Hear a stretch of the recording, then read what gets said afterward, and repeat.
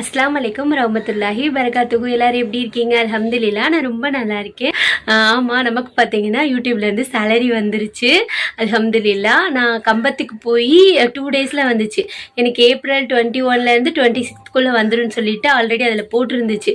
நானும் 21லேருந்து செக் பண்ணிக்கிட்டே இருந்தேன், ஆனால் வரலையா.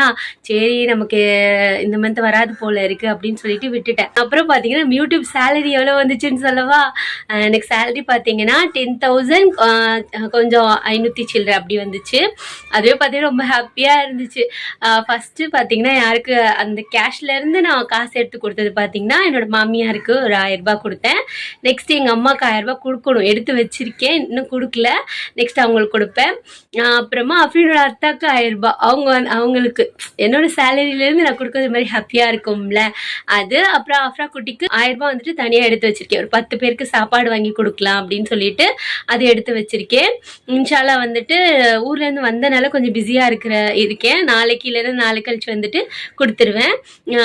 1000 ரூபாய்க்குள்ளே எத்தனை பேர் கொடுக்க முடியுதோ அத்தனை பேருக்கு கொடுத்துருவேன். நெக்ஸ்ட்டு மீத காசில் வந்துட்டு நம்ம அஃப்ரீன் அம்மாவுக்கு வந்துட்டு நெக்ஸ்ட் மந்த் பர்த்டே வருது. அதனால் அவங்களுக்கு ஒரு 1000 ரூபாய் தனியாக எடுத்து வச்சுருவோம். மீதம் இருக்கிற காசில் வந்துட்டு கொஞ்சம் வச்சுக்கிருவோம். ஏன்னா நம்ம அங்கிட்டு இங்கிட்டு ஊருக்கு போயிட்டு வந்திருந்தோம்ல.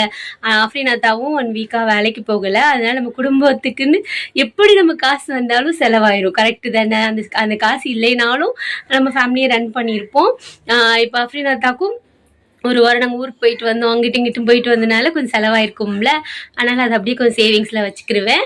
அதுலேருந்து ஒரு 1000 ருபீஸ் எடுத்து வச்சுக்கிருவேன். நம்மளோட சப்ஸ்கிரைபருக்கு நான் கிஃப்ட் கொடுக்குறேன்னு சொல்லியிருக்கேன்ல, அதுக்காக கண்டிப்பாக நான் எடுத்து வச்சுட்டு நம்ம வீடு ஷிஃப்ட் பண்ணுறது என்ன சொல்கிறதுன்னு தெரியலையே, கொஞ்சம் வேலை இருக்குது. வீடு ஷிஃப்ட் பண்ணுறது அந்த மாதிரி கொஞ்சம் வேலை இருக்குது நமக்கு.